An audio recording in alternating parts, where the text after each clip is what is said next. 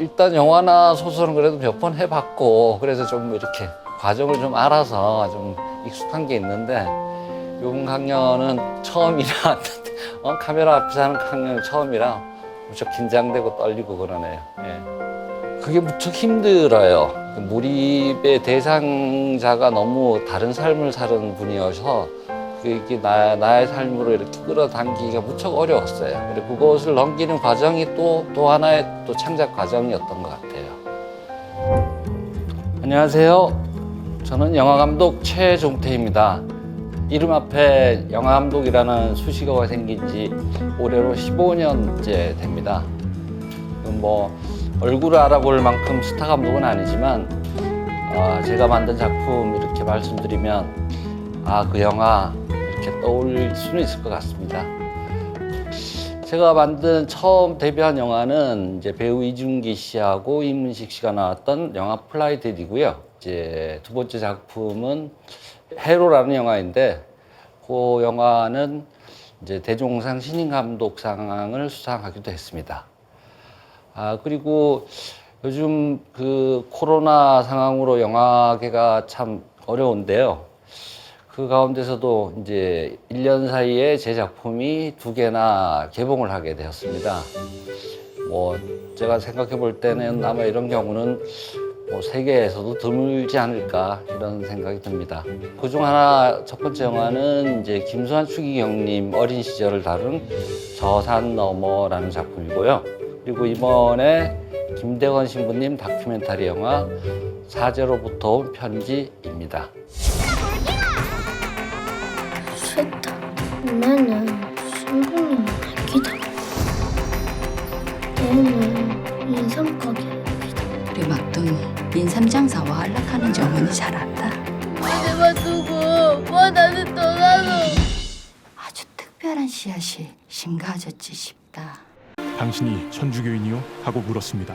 저는 그렇소. 당시 민중들의 삶을 더욱더 피곤하게 했고 힘들게 했고 지하에서 이제 공부하게 되거든요. 민중들의 의지에 이렇게 천주교가 시작됐다는 것 자체가 기적이다. 만 61년 만에 얻은 할 수 있는 게 많지 않구나라는 그 생각 앞에 다시금 용기를 낼 수 있는 신라의 같은 희망을 놓지 않는다는 거. 하느님의 일을 감옥에서까지 하시는 모습을 보면서 많이 감동을 받았습니다.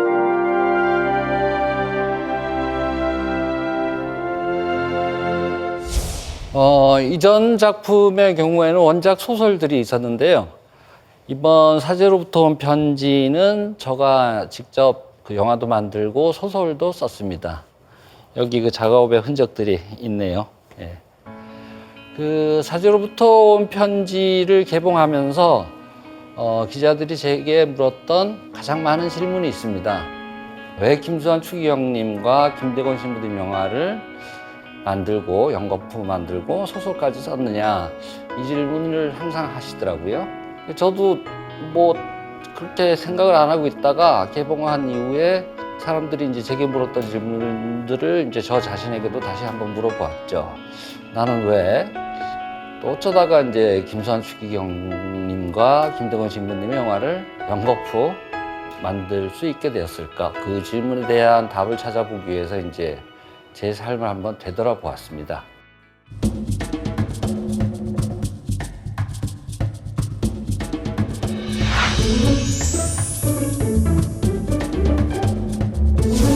저희 아버지는 교육 공무원이셨는데요. 평소 그 남들 앞에 나서는 걸 무척 싫어하셨어요. 그리고 뭐 구두쇠라는 소리를 들을 정도로 아주 근검절약하시고, 그 공무원이니까 그렇게 삶이 찌들지도 않았는데 남들 보기에는 좀 초라하고 그런 옹색한 삶을 사셨던 것 같아요. 그런 아버지가 어떤 상황에 가장 중심에 놓이게 되었던 제가 경험한 딱 한 순간이 있었어요. 그건 이제 아버지의 장례식이었습니다. 그때 이제 성당 제대 앞에 그 아버지의 관이 놓여 있고 그 중심으로 돌아가신 아버지를 위해 기도하는 모습을 보면서 그 생전 아버지의 그 초라했던 모습과 이렇게 같이 떠올리면서 묘한 감동을 무척 받았습니다. 아버지의 죽음 이후에 저에게도 좀 몇 가지 좀 큰 변화가 있었어요. 데뷔 작품을 준비하고 있었는데 이제 원래 이제 제가 이제 뭐 연출을 할 것으로 알고 있었던 작품이 이제 제작자의 마음이 좀 변하면서 제가 데뷔를 하지 못하게 됐죠. 그러면서 이제 경제적인 어려움까지 이렇게 겹치면서 제 몸에서 좀 이상한 죽음의 증상들이 나타나기 시작했어요. 금방 뭐 심장이 멈출 것처럼 막 통증도 오고, 또 그런 통증을 느끼면 막 의식을 잃을 듯이 막 어지럽고, 또 식은땀 흘리고 창백해지고, 이런 증상들이 빈번하게 이제 반복이 됐어요. 두려우니까, 심장 문제니까, 심장은 멈추면 그만이니까. 그래서 뭐 응급실도 한두 번 갔었고, 또 대학병원 가서 아주 세밀한 정밀 검사를 받았는데 심장에는 문제가 없는 걸로 그렇게 결론이 났죠. 근데 이제 한편으로는 좋아야 되는데 나는 분명히 아픈데 그게 병이 아니라니까 저는 더 불안해지기 시작을 하고, 그러더니 또 다른 증상도 또 나타나더라고요. 그때 저희 아이 두 딸이 있는데 제가 5살, 3살이었어요. 그래서 이제 그 아이들을 돌보고 이렇게 이제 목욕을 시키고 아이들을 막 깔깔대며 뭐 웃고 이러는 거 이렇게 재우고 이렇게 옆에 이렇게 누워 있으면 내가 이 어린 딸들을 두고 죽으면 어떡하나 뭐 이런 생각이 들고, 그럴 때는 이제 뭐 딸들 몰래 이제 눈물도 좀 자주 흘리고 뭐 그랬어요. 내 삶에서 이제 죽음이라는 게 아주 구체적으로 실제적으로 느껴지니까 나도 모르게 하느님을 찾게 되더라고요. 이제 뭐 죽음이란 누구한테나 다 다가오는 거니까 제발 좀 나 스스로도 좀 겸손하게 반항하지 않고 그냥 그 죽음에 순명하게 해달라고 그런 기도를 많이 했어요. 그렇게 한 1년 6개월 정도를 그런 죽음의 공포 속에서 지내다가 정말 우연한 기회에 제가 겪고 있는 병이 이제 공황장애라는 그런 병인 것을 알게 되었어요. 공황장애 진단을 받았을 때 제가 얼마나 기뻤는지 몰라요. 일단 내 고통의 원인을 알게 되었다는 것도 기뻤지만 내가 죽지 않는다라는 그 사실이 너무나도 기쁘고, 그 후 이제 오래지 않아 이제 플라이 데이디라는 영화로 그렇게 꿈꾸던 영화 감독으로 데뷔도 하게 됐습니다. 근데 사람 마음이 참 간사한 게, 그 오랜 시간 죽음의 두려움 속에서 갇혀 살다가 거기서 벗어나면서 생명의 기쁨과 행복, 그리고 하루하루가 너무 소중하게 느끼며 이렇게 살았는데, 이게 또 뭐 영화 감독도 되고 뭐 그다음 일정도 잡히고 뭐 이러면서 소중한 하루하루가 다시 평범한 일상으로 바뀌게 되면서 이제 뭐 남들과 다름없이 하루하루를 너무나 당연하게, 그리고 남들이 쫓는 어떤 세상의 가치, 뭐 그런 것들을 쫓게 되더라고요. 그렇게 이제 한 10여 년의 시간을 보냈죠. 정말 신기하게도 김수환 추기경님 영화를 해봐야겠다라는 생각이 문득 들었고, 그리고 그 영화를 무모하게 진행을 하면서 또 기적적으로 영화가 만들어지고, 또 그 이후 김대건 신부님 다큐멘터리 사제로부터 온 편지도 만들게 되면서 그간의 나의 삶을 돌아보게 됐죠. 특히 이제 사제로부터 온 편지 경우에는 좀 더 저에게 미치는 영향이 컸어요. 일단 뭐 김대건 신부님 삶을 이제 소설이나 영화로 표현하기 위해서, 그러려면 이제 김대건 신부님의 삶을 내 삶과 어떻게 이입을 해야 되는데, 그런 과정 속에서 이제 내 삶을 좀 돌아보게 됐죠. 나는 누군가, 뭐 이런 생각들. 그리고 또 그런 생각들을 이렇게 이어나가면서 앞으로 나는 어떻게 살아가야 하는가, 뭐 이런 삶의 방향 이런 것까지도 다시 생각할 수 있게 되었어요. 이것이 이제 제가 이제 김수환 추기경님하고 김대건 신부님 영화를 만들게 되었던 어떤 보이지 않는 이유, 섭리가 아닐까 이런 생각이 요즘 좀 듭니다.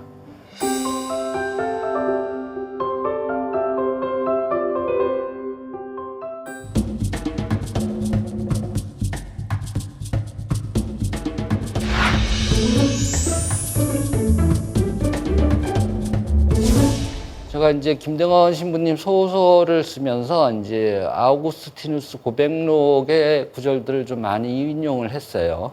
근데 이제 그 중에서 하나가 보이는 것은 보이지 않는 것에서 비롯된다. 그 한 사람의 일생, 우리가 뭐 우리 스스로가 열심히 살아왔다고 생각을 하는데 이렇게 살아온 과정들을 가만히 들여다보면 각자의 삶은 나의 의지라기보다 눈에 보이지 않는 그 무언가에 의해서 어떤 결정적인 일들이 생겨나지 않았나 이런 것들을 느낄 수 있게 되었어요.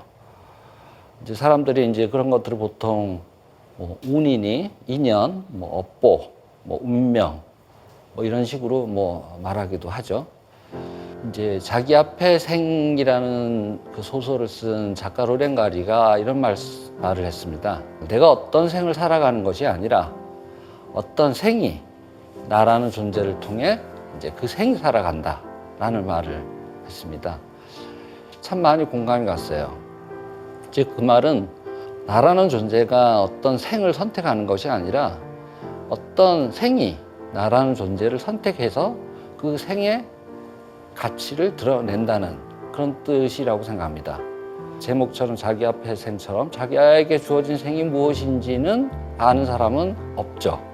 그 오랜 인류 역사 속에서 지구에 살아왔던 사람들의 수만큼 수많은 생들이 존재한다고 생각합니다.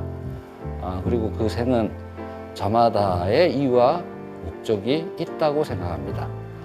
이것은 뭐 개인적인 생각이지만 그러면 그 수많은 생들의 궁극적인 목적은 무엇일까? 제가 생각할 때는 우리가 우리에게 주어진 생을 살다가 마지막으로 죽음을 맞이하기까지 우리의 존재가 고귀하고 존엄하고 영원한 생명의 일부임을 깨닫게 하고 또 그런 삶을 살아가도록 이렇게 이끌어주는 것, 그것이 그 수많은 생의 목적이 아닐까 이런 생각이 듭니다. 그러므로 우리의 인생이란 우리에게 주어진 생을 통하여 우리에게 보이지 않는 우리의 참모습을 우리가 느끼고 하나하나 깨달아가는 여정 같은 것이라고 생각합니다. 저는 김대건 신부님에게도 어떤 생이 찾아왔습니다. 25년 25일이라는 짧은 생을 살아가야 했고요. 하지만 김대건 신부님은 그 짧은 삶을 불꽃처럼 살아왔죠. 그런 맥락에서 이렇게 보면 나를 포함해서 모두에게 주어진 각자의 생의 고유한 목적이 있고 그 보이지 않는 어떤 힘에 의해서 그 목적을 향해서 인도하지 않을까. 그리고 이러한 생의 한 가정으로 나의 생에게는 김수환 추기경님하고 김대건 신부님의 영화를 만들고 소설까지 쓰게 된 것이 아닌가.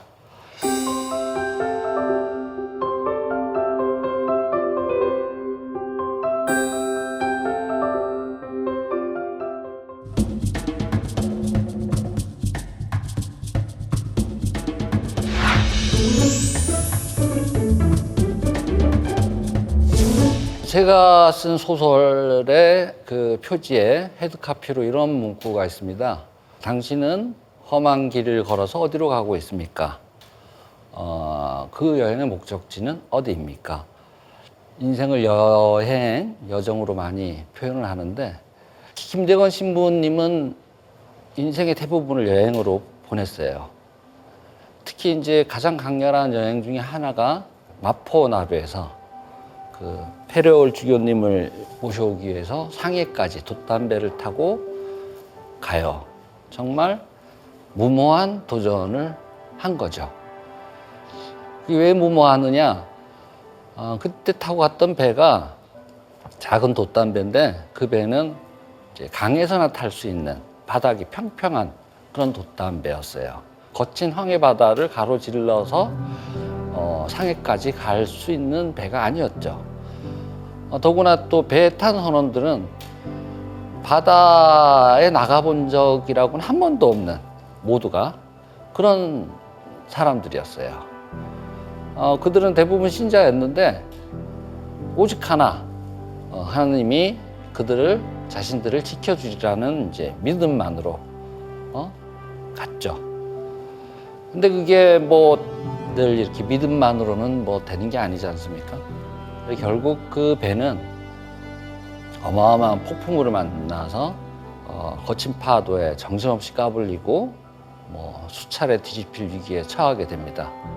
인간의 힘으로는 할 수 있는 게 아무것도 없었을 때 저는 그때 김대건 신부님의 행동을 보고 깜짝 놀랐습니다. 파도치는 갑판 위에서 잠을 청했어요. 그러니까 죽음의 순간이 바로 눈앞에 있는데 잠을 청한 거죠. 그 모습을 이렇게 상상해 보면 모든 것을 그 하나님께 맡긴 무의, 아무것도 하지 않는 무의의 순종의 순간이라고 저는 생각합니다. 그 도전이 실패라고 해도 그 결과가 죽음이라고 해도 원망 없이 그것을 받아들이겠다라고 하는 완전한 순종이라고 저는 생각합니다. 저는 이제 이번 다큐멘터리를 만들면서 좀 감히 다큐멘터리를 만드는 과정이 마치 김대원 신부님이 라파엘호를 타고 상해까지 가는 과정이 아닐까 그런 생각까지 들었어요. 왜냐하면 이제 처음 기획부터 아무런 대책도 없었고 자금도 없었고 아무 그거 없이 했는데 그때마다 신비하게 하나하나 문제들을 해결해 나가면서 결국 완성까지 하게 됐죠. 그 어린 소년들이 그 마카오까지 갈 때 얼마나 많은 험난한 일들이 있었을까요? 그런 거 생각하면 그들이 그 낯선 땅, 위험한 땅을 한 걸을 옮길 때마다 그 어린 소년들은 어떤 생각을 했을까? 그런데 저는 그런 마음이 들더라고요. 이미 출발할 때 자기네들이 가는 목적지를 정확하게 알고 있었어요. 그 목적지는 그들의 삶의 목적지고 삶의 이유였어요. 그래서 아주 절실한 심정으로 그런 심정이기 때문에 그 험난한 여행을 마칠 수 있지 않았을까 이런 생각을 합니다. 그러니까 인생은 가끔 여행, 항해 뭐 이런 걸로 곧잘 이제 비유가 되는데 예를 들어 인생이란 항해에 너무 아주 순풍이 불어요. 그래서 자기가 원하는 방향은 어디든지 편안하게 갈 수 있는데 근데 그 배가 어디로 가야 할지 목적지를 모른다면 그 좋은 바람이 무슨 소용이 있겠습니까? 반면에 김대곤 신부님의 그 항해처럼 폭풍과 몰아쳐도 이 배는 어디를 가야 하는지 분명히 알고 있다면 그 항해가 성공을 하든 실패를 하든 그 항해는 의미와 가치를 갖게 된다고 저는 생각합니다. 소설책 표지 헤드카피가 당신은 험한 길을 걸어서 어디로 가고 있습니까? 그 여행의 목적지는 어디입니까? 이렇게 되어 있는데요. 이 질문은 간단하게 말하면 나는 누구인가? 우리의 정체성에 관한 질문이기도 합니다. 이 질문은 상당히 어렵죠. 이 질문을 누가 쉽게 대답할 수 있는 사람은 저는 없다고 생각합니다. 그런데 우리는 김대건 신부님의 마지막 그 편지, 그 해유문에서 이 대답을 찾을 수가 있습니다. 사랑하는 형제들이여 생각하고 생각해 봅시다. 하느님께서 천지 만물을 창조하시고 우리를 당신의 형상으로 만들었습니다. 세상의 일이란 참으로 허무하고 슬픔의 장기일 뿐입니다. 이런 세상에서 우리가 하느님 자식임을 알지 못한다면 태어난 보람도 없고 살아야 할 이유도 명분도 없습니다. 이 편지의 앞 첫 문장에서 저는 김대건 신부님이 확고한 인생 여정의 목적지를 느낄 수가 있었어요. 인간은 하느님의 자식이라는 사실, 또 그러한 사실을 많은 사람들에게 증거하는 것, 이것이 바로 김대건 신부님이 순교하시기 전까지 명확하게 알고 계신 자기 인생의 목적지였죠. 사람은 저는 두 개의 자기 자신을 가지고 살아간다고 생각합니다. 하나는 누구나 다 쉽게 아는 육체라는 눈에 보이는 자기 자신이고, 다른 하나는 하느님의 자식으로 눈에 보이지 않는 자기 자신입니다. 육체라는 자기 자신은 땅에 속하고, 땅에 속하니 죽음과 함께 이제 먼지로 사라질 수밖에 없죠. 근데 하느님의 자식으로서의 또 다른 자기 자신은 하늘에 속해서 하느님과 함께 영원하다는 거죠.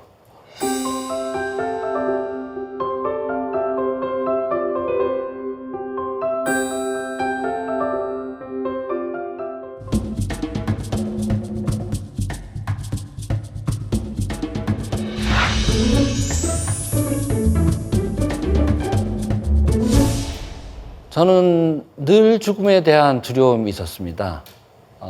그러한 두려움은 이제 병이 돼서 나를 한동안 무척 괴롭히기도 하였고, 그러한 두려움 때문에 김대건 신부님을 비롯한 우리 수많은 순교자들이 선택한 죽음의 순교를 이해하고 그걸 납득하기가 무척 어려웠습니다. 영화를 위해서 이제 많은 사람들을 만나고 인터뷰를 하고 책들도 엄청 많이 봤습니다. 그런 과정 속에서 이제 그들이 어떻게 순교를 그렇게 기쁜 마음으로 할 수 있는지의 그 비밀을 희미하게 알게 되었어요. 그들이 그렇게 순교할 수 있었던 거는 그들이 강인한 의지만으로, 굳건한 믿음만으로 가능했던 게 아니었어요. 엄청난 고문의 고통도 이겨내고 그 죽음의 순간을 기쁘게 맞이할 수 있었던 거는 하나님이 함께 하시는 신비가 있었기 때문이었어요. 가장 두려운 순간, 그 두려움보다 더 강렬하게 하나님의 사랑을 체험하였고, 그럼으로써 그들 역시 하나님을 강렬하게 사랑을 하게 되었던 거죠. 다큐멘터리 사제로부터 온 편지 인터뷰에서 이제 김용태 신부님이 이런 말씀을 하셨습니다. 순교란 죽느냐 죽지 않느냐, 버리느냐 버리지 않느냐, 그 문제가 아니라 사랑하느냐 사랑하지 않느냐의 문제였습니다. 신앙의 선조들의 순교의 순간, 용광로처럼 뜨거운 사랑의 체험이 있었고, 그 체험 속에서 순교자들은 기쁘게 죽음을 맞이할 수 있었던 것입니다. 비록 현재 사회에서는 신앙을 지키기 위해 목숨을 걸 필요는 없습니다. 하지만 어떤 의미에서 우리가 하루하루를 어떻게 살 것인가라는 질문 앞에서 우리는 삶과 죽음의 선택길에 놓여 있는지도 모릅니다. 철학자 알렉산드르 졸랭은 탯줄에 목이 감기는 사고로 태어나기 전부터 질식사 직전까지 갔다가 결국 뇌성마비로 태어나 고통스러운 삶을 살아가게 됩니다. 그는 성장 과정에서 인간이란 존재에 대한 인식론적 갈증 속에서 계속 살아가다가 우연히 어느 사제와 만남을 통해 철학을 공부하게 되었습니다. 그는 그의 저서에서 이런 말을 하는데요. 인간은 처음부터 인간으로 태어나는 것이 아니라 살아가면서 인간으로 되어가는 것이다. 저는 그의 말을 이렇게 다시 고쳐 쓰고 싶습니다. 인간은 날 때부터 하나님의 자식이 아니라 살아가면서 하나님의 자식이 되어가는 것이다. 감사합니다.